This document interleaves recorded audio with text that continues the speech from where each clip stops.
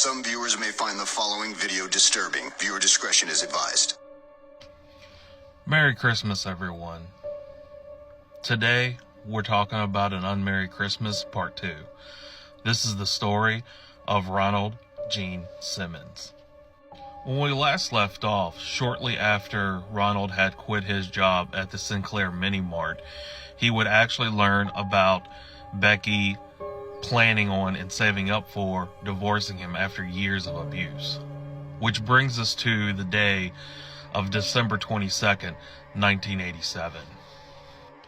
On the morning of December 22nd, Ronald would wake up, drive to Walmart, and he would purchase a .22 caliber revolver.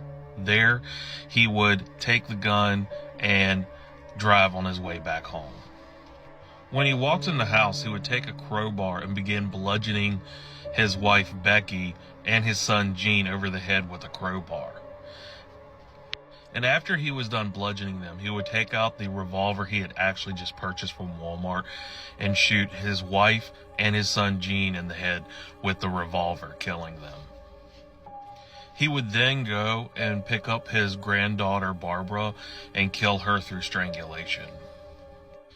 After he was done killing his son, his wife, and his granddaughter, he would actually go and wrap them up in plastic bags and then dump them over in the cesspits that he had his kids dig not that long ago. And then he would sit at home and wait for his children to return home from school. When the 4 kids arrived home from school, Ronald would look at them and tell them that he had a Christmas present that he wanted to give each of them, but he wanted to give it to them one at a time. He would actually grab Loretta, his 17-year-old daughter, take her out back, and would kill her through strangulation by holding her head underneath a rain barrel that they had outside.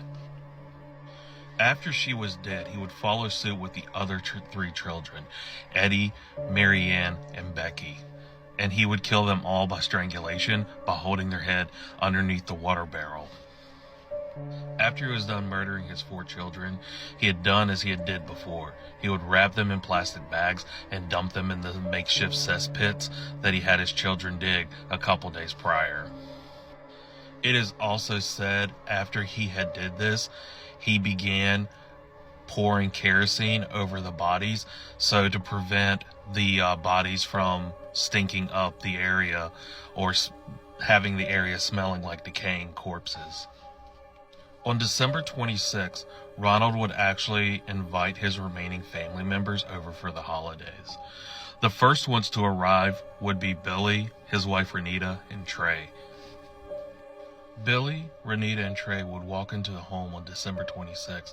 There, Ronald would actually be waiting for them with his revolver in hand, and he would shoot Billy and Renita in the head with the revolver, killing them instantly. And Trey, he would kill the same way he had killed the other children, by strangulation. The next ones to arrive would be Sheila, Dennis McNulty, and their 2 children. And just as before, they would walk in the house where Ronald would be waiting for them with a revolver in hand. And he would shoot both Sheila and Dennis McNulty. After he had killed Sheila and Dennis, he would pick up first Sylvia, the daughter he had with his daughter Sheila, and would kill her through strangulation. And he would do the same thing with Michael.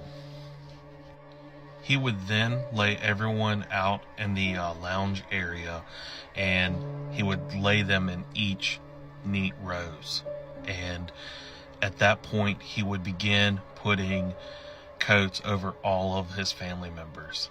The only people that were not in neat rows were the grandchildren and Dennis McNulty and Renita. There he actually would take their bodies, wrap them in plastic, and actually put them in the trunk of the vehicles that was down the lane from the house. His daughter Sheila, he would take care of in a different way. He would go and take Becky's best tablecloth and would actually put that over her and would actually kind of maneuver it as if it was a viewing at a funeral type style. After he was done, he would get in his truck and he would drive over to a local Sears store that was in Russellsville. and he would go there to pick up some Christmas presents that he had previously bought before the murders. There he would go to a local pub, and he would spend the rest of the evening drinking. It is said that after the pub had closed, he had actually went out, bought another 6-pack of beer, and he went home and sat in the lounge room and watched television. Might I also add, he did this in the same room where his family was positioned, so he spent the whole night in a couch watching television, drinking beer, while his family that he had just murdered were just laid on the floor in neat little rows. On the morning of December 28, 1987, Ronald would wake up and drive to the same local Walmart in Russellsville that he had went before, but this time he would purchase another firearm, this time purchasing a Ruger 6-shooter pistol. If you remember from the last episode, I had talked about briefly that there was a particular woman that Ronald was infatuated with and made multiple sexual advances towards, to which she shot him down and would tell him that she's married and she wasn't interested. This is also the same woman that he had stalked, went to her place, would buy her gifts. He just did not get the hint that no meant no. That woman was Kathy Cribbins Kendrick, and at the time she was working at a local law firm. Ronald would walk plainly into the law firm, go to the office where Kathy had worked at. There he would lift up his recently purchased firearm and he would shoot her in the head multiple times. And then he would just turn around and walk out the door. His next stop would be at an oil company office, and as he was driving to that office, he would actually pass cops who were actually on the way to investigate Kathy's murder. When he went to the office, he would actually go and try kill Russell Rusty Taylor. And might I also add, he was also the owner of the Sinclair Mini Mart that he had recently resigned from working at. And just like Kathy, he would walk into the office, hold up the revolver, and shoot him multiple times. But this time, instead of killing him, he actually would only injure him. He would do this as he had killed Kathy. He would turn around and begin walking out the building. And as he was walking out, James David Chatham would actually be walking out of the bathroom as he was walking out. And Ronald would notice him, and he would just pick up his gun, aim it at Chatham, and he would pull the trigger.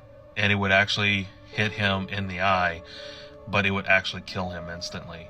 This is the only person out of everyone that Ronald had killed that was not connected to him in any way.